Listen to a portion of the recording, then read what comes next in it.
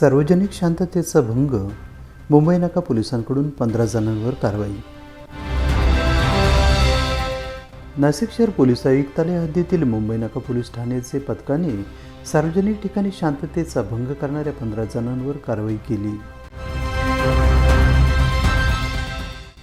नाशिकचे पोलीस आयुक्त संदीप कर्णिक, सहाय्यक पोलीस आयुक्त मोनिका राऊत, पोलीस उपायुक्त प्रशांत बच्छाव, सहाय्यक पोलीस आयुक्त डॉक्टर सीताराम कोल्हे यांनी सार्वजनिक ठिकाणी जमाव जमवून सार्वजनिक शांततेचा भंग करणाऱ्या व्यक्तींवर कारवाई करण्याचे आदेश सर्व पोलीस ठाण्याच्या अधिकाऱ्यांना दिले होते.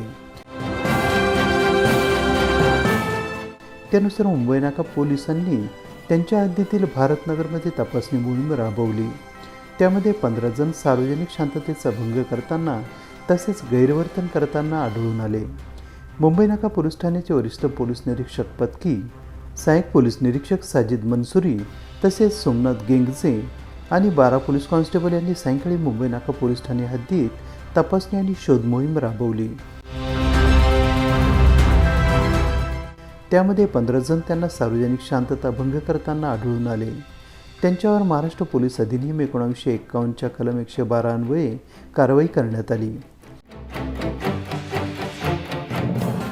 सार्वजनिक ठिकाणी जमाव जमवून सार्वजनिक शांततेचा भंग करणे, गैरवर्तन करणे, इतरांना धमकी देणे, शिवीगाळ करणे, कुणाला अपमानकारक शब्द वापरणे, चिथावणी देणे, सार्वजनिक ठिकाणी मद्यपान करणे, धूम्रपान करणे, महिला आणि मुलींची छेड काढणे तसेच इतरही प्रकारचे गैरवर्तन करणाऱ्यांवर पोलीस प्रशासनाने धडक कारवाईची मोहीम सुरू केली आहे.